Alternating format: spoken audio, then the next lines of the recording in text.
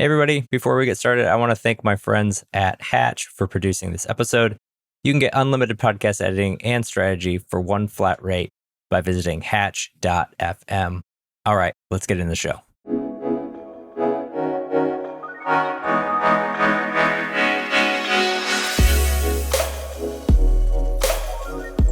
Welcome to Distribution First, the show where we flip content marketing on its head and focus on what happens after you hit publish. Each week, I share playbooks, motivations, stories, and strategies to help you repurpose and distribute your content because you deserve to get the most out of everything you create.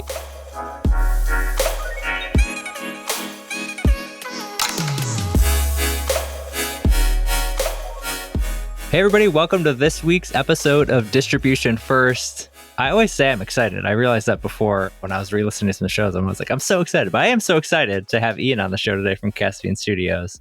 And we're going to talk all about owned media portfolio. What the heck's an owned media portfolio? Why you might think about creating an owned media portfolio and why that works for I think it actually works for every business. I think regardless whether you are a solopreneur, whether you are running a multi-billion-dollar company, I think it works for everybody in some way, shape, or form. It just might change a little bit. And Ian, we're definitely going to get into that here on the show as well. But welcome to Distribution First, man.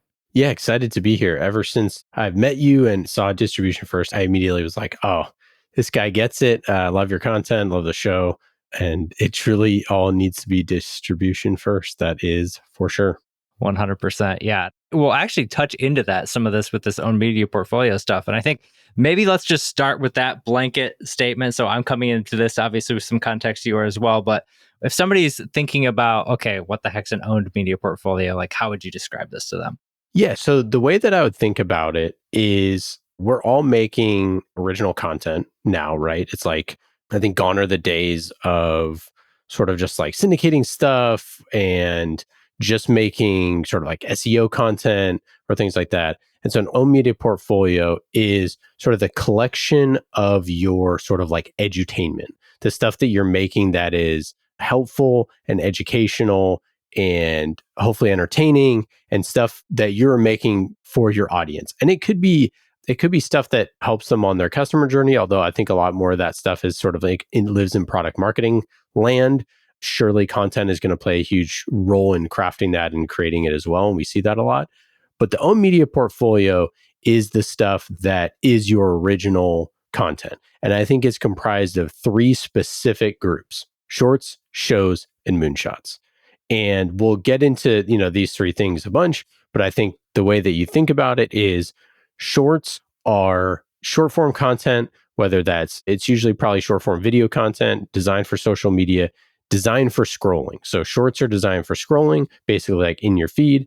I believe you have a great phrase, which we'll get into, about scrollers versus searchers, which I love. But yeah, shorts are designed for scrolling. Shows are designed for subscribing. So these are like more of like long form podcasts or video series. They're found usually via apps, perhaps on your website.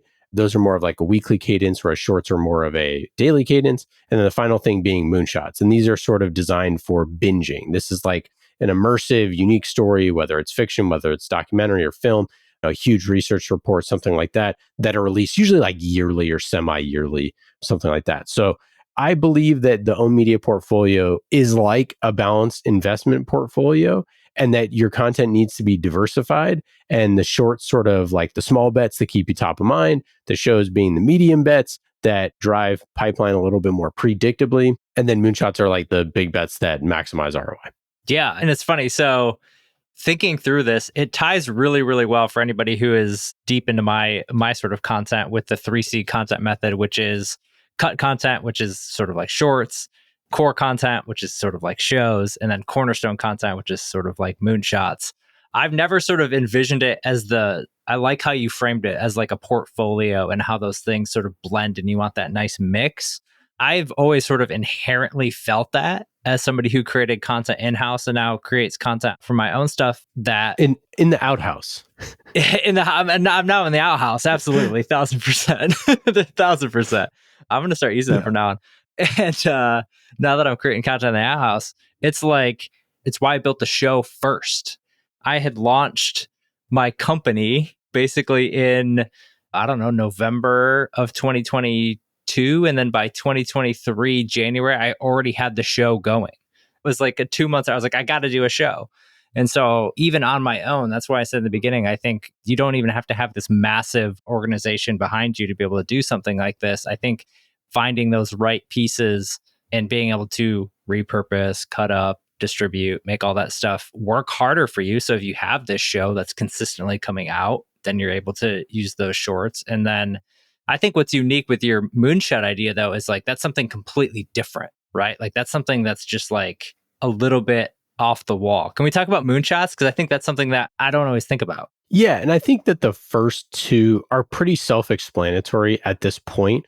I think that like in terms of adoption, it's still like if you look at like the Cloud 100, for example, or if you look at, which, I think are generally speaking extremely innovative companies usually, or if you look at, Fortune 500, even the amount of people that are doing shorts and shows correctly, I think is really low, but it is happening. And usually they're like, those people have some really sharp folks on their team. But I think people generally speaking sort of like get that you need short form video content. They get that you need either a newsletter that's good. I shouldn't even say newsletter, but like something, an email subscribe thing. I kind of look at that as like a show, but neither here nor there. Mm-hmm. And I think they kind of get that and they know that you sort of need to build subscribers. And I agree that sort of like in the 401 level, we're trying to figure out how to make like the best versions of those, right? The more optimization phase. I think probably half the market is still in like, what should I create phase, which is exciting. But the moonshots, basically everyone is not doing this. And I think that it's because we sort of like first misunderstand the sort of value dynamics of investments. And if you talk to most good CMOs, they do set aside money for experiments. It's usually 10% of their budget for experiments. Now, the problem is that a lot of those experiments are still sort of like one-off experiments, or they're things that don't necessarily compound, or they're sort of like flash in the pan. So like an experiment might be, I'm going to do a subway takeover, which like a subway takeover can have an outsized result. Like it can have a huge result. That's what's great about it, right? Is millions of people are going to see this. And hopefully a bunch of those are in your target market. A bunch of those won't be. There's going to be a ton of waste, but that's okay because waste inherently is where there is value, right? If you have a lot of waste, that's not ideal. But if you're casting a wide enough net, then you can also, if you reduce waste by 50% and you're reaching millions of people, bang, you just made something that's reaching a lot of people. So something like that could be potentially a moonshot. But to me, it's not, because it's not content, right? It's something that it's an ad, it's advertising, right? And at its core, if you used that billboard to like promote your content, then now you're talking my language.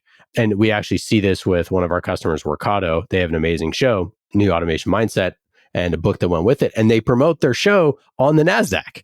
New episodes of their podcast, they promote on the NASDAQ. How cool is that, right? How innovative is that? Hey, we're not just going to promote like what we're doing with our product and all this sort of stuff. We're going to promote episodes of our show and the guest on the NASDAQ. So anyways, that's how you do it. That's the 401 level type stuff. So back to moonshots. So the thing about creating something great and something immersive or something entertaining is that in B2B world, most CFOs are going to say, what is this, right? They're just going to be like, I'm going to spend how much on what now, right? 300 grand for, we're going to go shoot a TV commercial or something like that, right? It's pretty common. In B2B, we don't do a lot of commercials like that. So a big expensive thing. And again, that's actually advertising, right? That's not content. Whereas if you were to take that sort of money and create something where people could binge it, they could binge the entire thing. And this thing could have a viral moment. It could go viral, right? Which is like something that in B2B, we're never really that concerned with because we're dealing with like small audiences, generally speaking. B2C, much more important to go viral because you get sort of the upside. But in B2B, we basically make almost nothing that's worth going viral. Right? Like most things are not going to ever go viral. Whereas a moonshot, you're doing something that's so out there, that's so crazy, that's so interesting, that's so compelling that someone would binge it the way that they would binge, like a Netflix series or something like that, or like a great documentary like Tiger King, right? Those are things that you binge. And the thing that's great about creating something that people binge is that they go tell their friends, they tell their spouse, they want to talk about it with someone. Like there's no outlet you got to go tell someone, right? And that is what is remarkable. That's remarkable content. And if you make a moonshot and you make something that's good enough, then people go talk about it. And we've done a couple of these, and it's worked incredibly well because it's something that people can consume in a way that they only consume for their favorite shows or their favorite pieces of content. And we can get into examples here in a second. But it's something that is different from most of the other stuff you're doing. It can, as they say in Startup Land, it can return the entire fund, right? If your fund is a $25 million fund and you hit a moonshot bet, you were early investor in whatever, in Google or something, and then you return 100x, right? You return all the money of the fund, and then, you made 250 million, bang, 10x, right? Return. That's what investors are looking to do. And that's what we're looking to do with our moonshot content. It's like, how could we create something that could have so much value that it could potentially have an outsized ROI? And that's great to pair with shorts and shows, which can have a little bit more of a consistent ROI. And it's great to pair with the existing stuff that you're doing, which is incremental ROI, which is like your paid ads and your SEO strategy and other things like that. As a marketer, one of the most important things I've learned is that you cannot succeed in a silo. Even as a solopreneur, I needed other marketers in my circle for accountability, support, and growth, and this is why I started the Distribution First community. It's a place to connect with like-minded marketers to follow a proven roadmap that gets you off the content hamster wheel and gets you the exact support you need to maximize your marketing without burning out. For more information, just go to distributionfirst.club. Yeah, I think that's where content is really evolving. I'm seeing it a lot more now in particular as an outsider who talks to and works with multiple companies at any given time versus being an in-house marketer where I was really only focused on one company at a time and trying to do that. So talking to all these different companies, different VPs, content has really evolved. It used to be as simple as we're going to blog. Yeah. And I mean, that's what content marketing was. And that's how I think a lot of people honestly still default to blogging for their entire content strategy. And I think they default to wanting to create one or two things that works across everything. So like you talked about earlier, like this type of content fits a very specific spot in the buyer journey. It's not trying to sell product at this point. It's not trying to move them in any way, shape, or form toward what you're probably, right? Toward what you're going to buy. Because who wants to binge product content, No, you never would. And those are solving a solution for you, right? It's like how-to content is great. Like you should be doing how-to content. You should be doing a ton of how-to content, right? But that's not all you should be doing, right? And I think that that's a key distinction. I mean, I wrote this book, the Serialized Content Framework, and we studied a bunch of stuff. We looked at a bunch of the best companies that are making what I call serialized content, which is basically something that is a serial. It's not a one-off, right? The antithesis of the one-off is a serial, right? Which means that you come back for episode 2, 3, 4, 5, etc. And so the best companies are making stuff like this, making podcasts like yours, making video series, things like that. And so we said, okay, well, these are some of the best business ones. What are some of the best ones in general? How does Hollywood do this, right? And so I believe serialized content is eating the world. And this sort of binge-worthy content is what's so popular. And everyone is obsessed with series, right? Whether it's like literally the show Serial or Silicon Valley or Dirty John or Only Murders in the Building, things like this. All of these types of shows are people's favorite shows, right? Which is really important. And people have really zero tolerance for bad content because there's so much out there with YouTube and, you have Mr. Beast, all this stuff, all these people that are creating at a much higher level than we are creating B2B. So the barrier is actually quite high. And if you look at how Disney builds their content, it's with serialized content. Like this is why that Marvel Studios has the multiverse. This is why they build out all this stuff. And, that's sort of people are like quibble with like, oh, well, maybe there's a little fatigue there. It's like, it's literally the best. The only reason why there's fatigue is because they are looking for moonshots every single time, right? They're just looking for moonshots. That's the entire business model, is making moonshots, right? And they made the most successful series of all time, or movie series of all time, financially speaking. You look at what Disney did with Star Wars. It's a lot easier to market a sequel than market the original. And this is like a fundamental truth, right? Sequels a lot of times stink. They don't need to put as much thought into it. Usually the original story was really good, et cetera, et cetera. But in B2B content, we're stuck in this one-off mindset of like everything we do is dead end content. And it's like, you might be like, well, there's a post that's like the next post, hey, if you like this, go listen to it's dead end content. Like once they're done with this, they're done with it. They're gone because they can't subscribe to it. They can't make this part of their journey. They can't make it part of something consistent. Is there anything that you could tap a button on your blog that you would subscribe to get more like that? It's like, well, they could put their email address and get stuff every week, but that's not exactly what they were just reading. What they were reading is whatever it is, how to buy SaaS in 2024. The next piece of content you say, oh, would you be interested in this? And the person may or may not be, but ultimately, like, it's not the same feel. It's not the same structure. It's not the same characters. It's not all the things that they were familiar with in the first piece. And that's why building a series is so, so important. And this is like what Hollywood gets is it's so much easier to have Guardians of the Galaxy 3 because you already know Star-Lord. You already know all this stuff. It's way, way, way easier. And we just don't do that. And that's the thing. Like, I even experienced this when I was at Metadata and we did Demand Gen U, and it was for all intents and purposes, a pretty typical podcast. I mean, we had two co-hosts that kind of went back and forth. So it was a little differentiated, but it was not any sort of like scripted, super highly edited. Like, it wasn't to that level of content. But what it did was it made Mark and Jason known, liked, and trusted in the industry. Every single week, you got to hear what their thoughts were on demand generation, on marketing, on how to do it right. You know what I mean? And so it's like, there's such when you talk about the ROI and the CFO, like what doesn't show up on a balance sheet is your salespeople hopping on a call and how much easier that is, or people self-qualifying in or out based on what you've said, based on what they know what you do. It's a massive shift in how people, I mean, you know this, like nobody wants to go into a sale, especially in B2B. They're doing most of that research up front, as much as humanly possible before they make any buying decision. Without a doubt.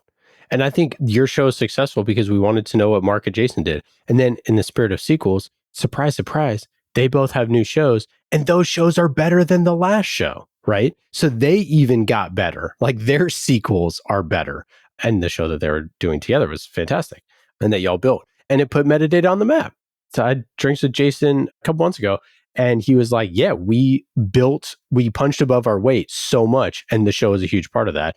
And we did this for Qualified too. Lots of companies, if you're smaller, you sort of build a show and it gives you a lot of credibility in the market because you're putting stuff out there that's different, that's interesting. And like the whole like podcasts there's too many and all this sort of stuff. It's like, there are too many books in the world, and yet people write books every year. There are too many TV shows. They're still going to make TV shows. Absolutely. Do you know why? Because like humans seek to understand, right? It's like, we're not going to go back and watch Cagney and Lacey or whatever. Maybe you will. But it's like, we want new stuff. We want novel stuff. And what is interesting is tomorrow. We want to know what our peers are doing tomorrow. How do we invest today so that tomorrow is better? And like, we're always going to be interested in that. And therefore, new shows, new podcasts, new series, new documentaries, new fiction, like all that stuff is so important to understand the world around us and to be able to build towards a better future. That's what we're all trying to do. Yeah. And the way media has shifted, literally every media property has shifted and been impacted by YouTube, by social media, by like some of the most popular content on the planet has nothing to do with a cable network or a movie studio or any of that. It's these independent shows that know how to create really interesting, good content or just know who their audience is. And so they talk to their audience and you can pick and choose. I think that's a huge part too. It cracks me up with there's too many podcasts. It's like, there's too many blogs. Yeah, exactly. Every company has a blog. Like, what do you mean there are too many podcasts? Like, are you just not going to do a blog then? I'd say the same thing. Like, I think it's oversaturated. There's too many blogs. I'm like, you're doing a webinar tomorrow. There are too many webinars too. There's too much of everything. But therein lies the key, right? It's not about making it. It's about making it great. Mm-hmm. It's about making it stand out. And that is where people often, I completely agree. There are too many bad shows. I completely agree with that. Let's go into that. What are your tips to try to dissect that then? Like somebody comes to you and is like, Ian, how do I even think about getting the show to a point, whether it's existing or I want to do something? Like, how do I make it unique? How do I make it differentiated? Yeah. So first off, the way that I think about a show is that you have to make a promise to the listener that your show, no matter what show it is a promise to the listener, and you have to deliver on that promise every time. If your show is Jeopardy, it is questions in the form of answers, right? We got single Jeopardy, got double Jeopardy, and we got final Jeopardy. Same format, same structure, been doing it for 50 years or whatever. You know exactly what you're going to get every single time, right? So first off, how many shows actually have a structure in any way and a promise to the listener in any way? I think the answer is few and far between. So the first thing is, I think you need to make a promise and you need to have a correct structure to be able to deliver on that. The second thing is there's so little editing that is done on anybody's show, yet all of the most popular things you've ever consumed in your life were edited, right? Name a favorite thing. I don't know. If you like the book Good to Great, if you like Hard Thing About Hard Things, if you like a Marvel movie, if you like comic book series, whatever it was edited by an editor. Probably many editors, probably many people. I forget the exact number now, but we're talking one time, they're like, oh, my favorite show is, wait, don't tell me. And I forget the exact number, so this could be wrong, but it's like 10 people who work on that show. It might be more, it might be 20 people. I was talking from a B2B standpoint. I was talking to someone, they just got nominated for a Webby. This is not Caspian. You know how much their podcast team costs? $750,000 a year for their podcast. And I was like, whoa, that's a lot. And he's like, yeah, we have 5 people work on it. It's great. It's a best in class podcast. It's a show that people are like, wow, this is incredible. They do real journalism, real reporting, all this sort of stuff. He's like, we couldn't make it any other way. That is the stuff I'm talking about. It's like, so this brings me to point 3. Go the extra mile. There is no traffic on the extra mile. I promise you this. Go further than your competitors. Go further than your peers. Do something that they don't do. And I think you need to find a hook. You need to find something that is different. I'll give you a great example. Wistia came out with a documentary a couple years ago called 110-100. Mm-hmm. So they had an agency make videos for $1,000, $10,000, and $100,000. And they were commercials. And that is a brilliant hook. You know exactly. I just explained it to you, explained it to the audience. You're like, I want to see that. That's great. I've seen it. It was amazing. I remember I knew exactly what you were going to say. Yeah.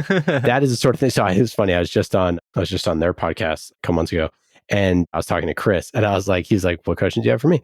And I'm like, Chris, why the heck didn't you make season 2? I was like, you had a hit. Yeah. So that takes it from a one-off to a series, right? So then you go, okay, what's season 2 of 110-100?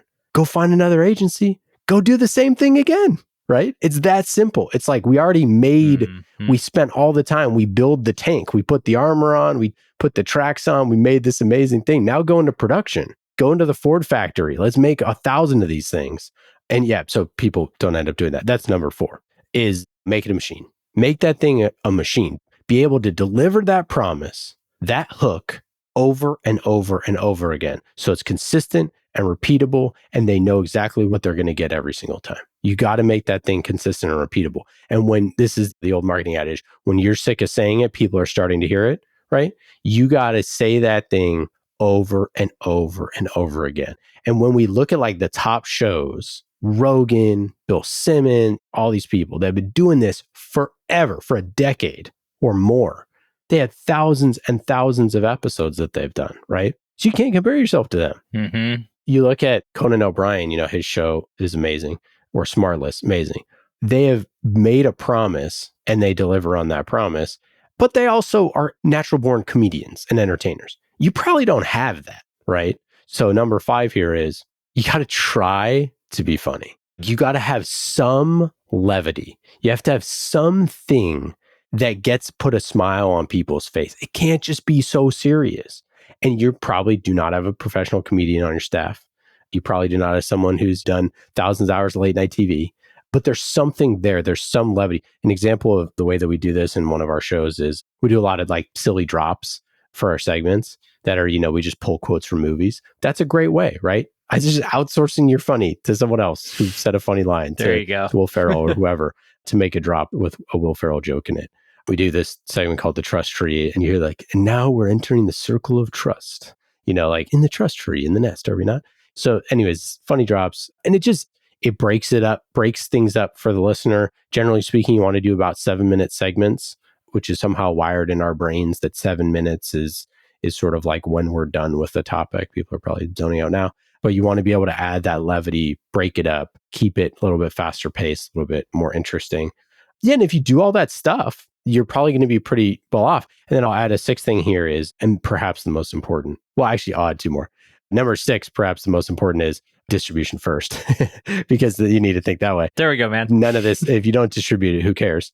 So go put some paid spend behind it, figure that out. Number 7, though, which is perhaps the most important, is do something that only you can do. So in the Army, we say fight where you can win. You wouldn't go do a battle if you're like, hey, I think we're going to lose this one. Like, I don't want to, let's choose another battle place to go fight where we can win, right? In content, it's much the same. There's some advantage that you have at your company. I don't know what that is. You might not even know what that is. But there is an advantage that you have that other people can't compete with you on.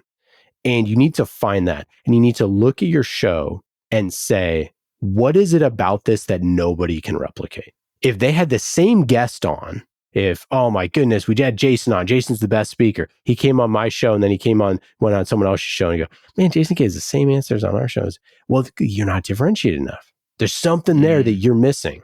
You're not putting the puzzle piece together in the right way. Maybe if Jason comes on your show and the way that you ask all the questions is in a way that's very intuitive for the listener, and maybe he doesn't go off on as many tangents or something like that, or maybe your show is all about tangents, or I don't know. And so I'll give you an example of this. So the way that we do this at Caspian, so we have this show, Remarkable. And as you know, as a guest, I do. The show is where we bring on someone who's a head of content marketing or a head of marketing or CMO or whatever, and we talk about their favorite piece of content ever. And usually it's like, a Hollywood thing or an ad or whatever it is. And most of the time, 99% of the time, they've never been asked about this before in their life. Oh, yeah, for sure. Yeah. So it's like, okay, so that's novel. They've never been asked it. So we're getting a first time answer from them. So that's interesting. And then it's also interesting because we're like pulling these B2B lessons out. And I think we're uniquely situated in the B2B marketing world because we sit sort of in between Hollywood and B2B marketing at Caspian, that I think we have a unique angle of blending Hollywood storytelling with B2B. So I don't think they could copy our show, but you could take all the formats and the beats and everything. But I think it would not be the same as our show. So anyways. Yeah, I totally agree. I think to that point too, I just did a big old training on this inside the distribution first community. We were talking about POVs and unique POVs and having those as a basis for your content to understand those are the things based on your experience, your personality, what you find passion, what you're passionate about, what you find funny. Where do you stand out? You could talk about the exact same topics. You could put Ross Simmons on a show and get amazing distribution content. You could put me on a show and get amazing distribution content. You might like both of us. You might like one of us, but you can pick and choose. And we're going to come at it from completely different angles. Ross has like an amazing story about how he got started in like fantasy football and like all his online journey. It's wonderful. My story is completely different, right? And so I'm bringing my unique angles and my unique perspectives to that. And even in this show, like as you're thinking, I'm like thinking through like 1, 2, 3, 4, 5, 6. Oh, like, okay, like how do I? But I think for me, like one of the unique things with the show is like somehow, some way I can make any good old marketer end up bending that angle enough to talk about distribution and repurposing in some way, shape, or form. Because it's all going to come back to that in some way for this show. And so it's how do you find that unique angle and how you can bring it to the show? Yeah, I would just add in to your point there that something we didn't really necessarily discuss in those things, and maybe is an extra point here, is just niche down. Is just like niche down and just find the community that really needs it, that really needs to hear what you have to say. Because they talk about it, right? They post about it on message boards. Or maybe they don't post about it because no one's ever really asked them. That's like with Remarkable. I mean, I think about that show and like, that's something no one is ever posting about. And truly, you can make an argument, nobody cares.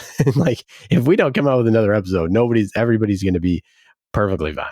But I think it's important to share inspiration and education with your community, in our case, community of marketing and content people, that pushes them, that sparks ideas, that makes them think of new things, because we are creatives. We have to be intaking other creative things in order to create ourselves.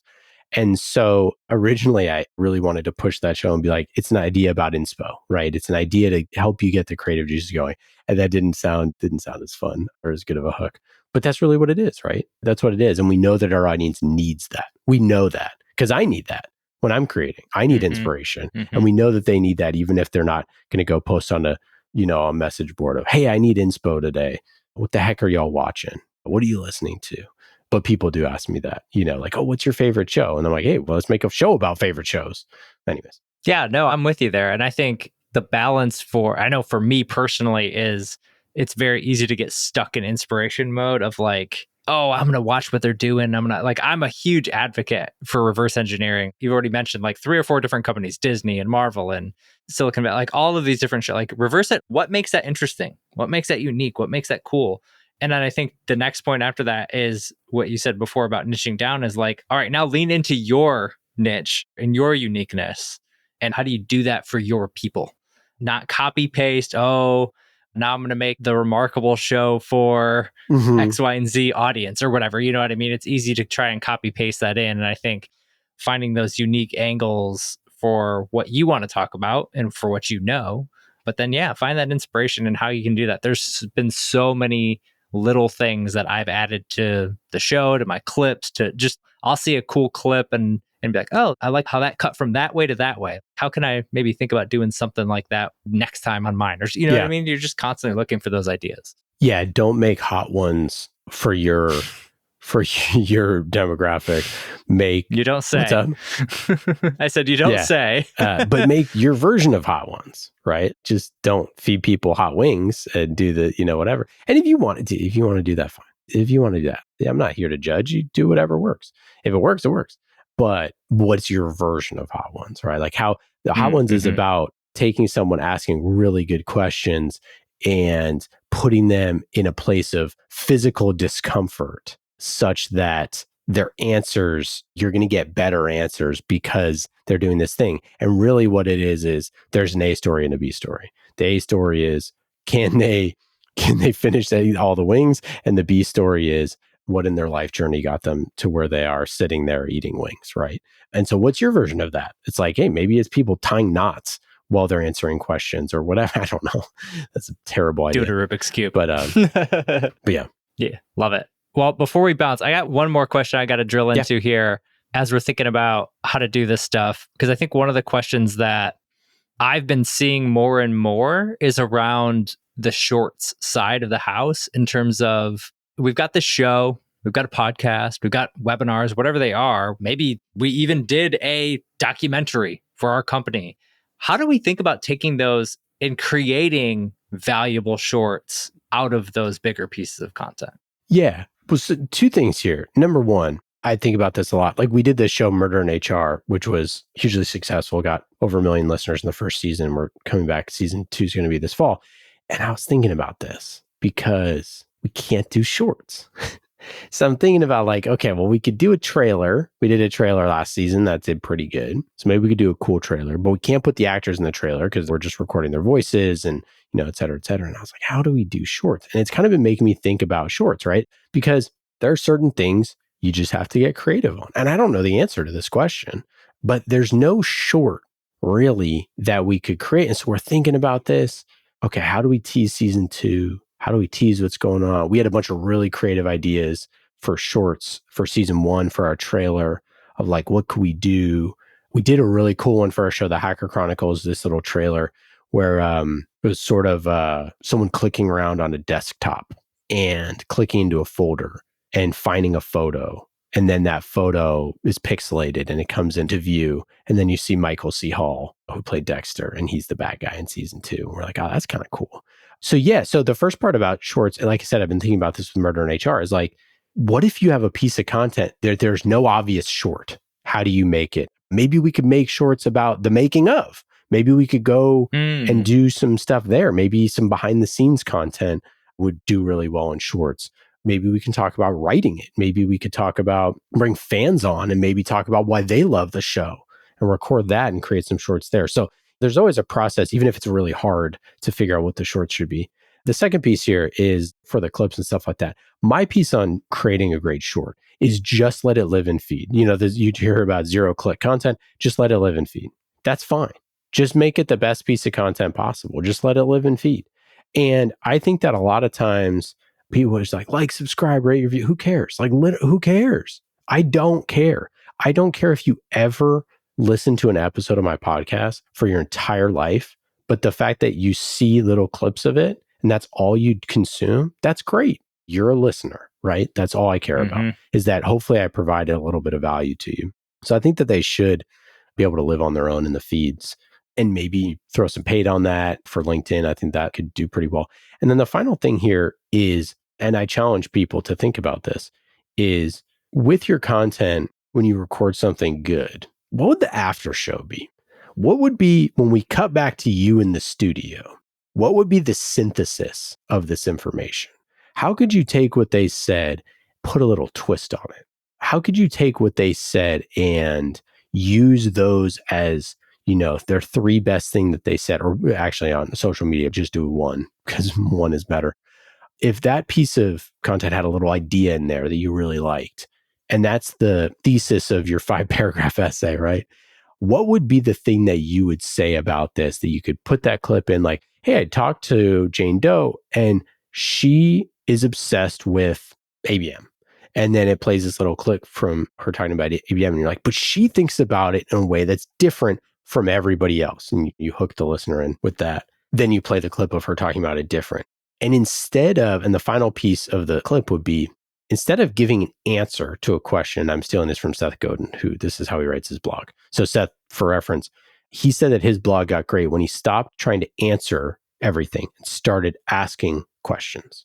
That his blog is about asking his listeners questions or his readers questions, not about giving them the answers. And I thought, wow, gosh, Seth, the best. So the final part of the clip would be a question, and not a question on social media just designed to get all the stuff, but just a genuine question of like, what if we all thought about ABM that way? How would it change how we did budgeting? I don't know, but I'm going to look into it or whatever. And that's how you end it. To me, that's really compelling. That's different. That's taking something and putting your spin on the content rather than just putting it out there. So again, I see virtually none of this happening on LinkedIn. I love that we could end that way. Nobody's doing any of this. But I think that's what I get excited about is, out of all the things we talked about, I think some of the things that I see are the biggest needs in content, regardless of whether you're doing a stinking blog, posted on LinkedIn, doing a show, doing a moonshot, whatever it is. One, you touched on niche down. You've got to niche down. You can't be just another podcast company. You can't just be another marketing consultant. You can't just be another X, Y, and Z. You can't. There's too much. The other thing is consistency, I think is so underrated. So like you said, I think Wistia, man, if they would have done a season 2, a season 3, I think that thing could have just crushed, and they could have been really consistent with that. I think even just having, like, when you go harkening back to the beginning of the episode when we're talking about the investment portfolio and why you have that show as part of the investment portfolio, why you have the shorts as part of the investment portfolio, because they're bringing a different level of consistency. The show is probably bringing weekly, monthly rhythms. The shorts are bringing daily rhythms to where I'm always just, dang it, I'm always seeing stuff about this show. I'm always seeing stuff about you in different ways, in different formats.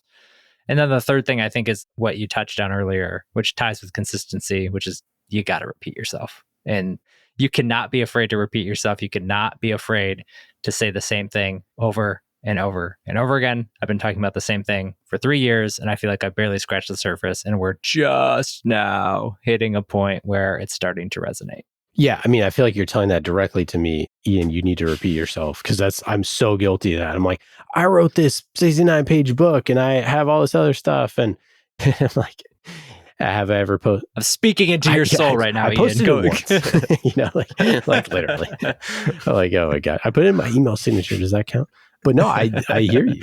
And like every single chapter of that book should be posted on LinkedIn. I could guarantee you. It's like all those things. So you're speaking to my soul. Send it to me after the show. I'll look at it. I'll give you some pointers anyway. Yeah. Super fun to have you on, man. I think this was a blast talking through this stuff. And I think it gives me a ton of ideas to kind of rethink, even again, just a little bit of differentiation. You don't have to be like wild and crazy, but man, just a little bit, especially in B2B, can stand out. So I'm glad you were here to chat us through it, Ian. Always. Thanks, Justin. Appreciate having me on, and we'll talk soon. Absolutely. Thanks, man. Later.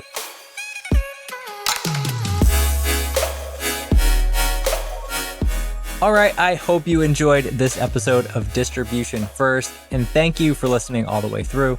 I appreciate you so much. And I hope you're able to apply what you learned in this episode one way or another into your content strategy as well.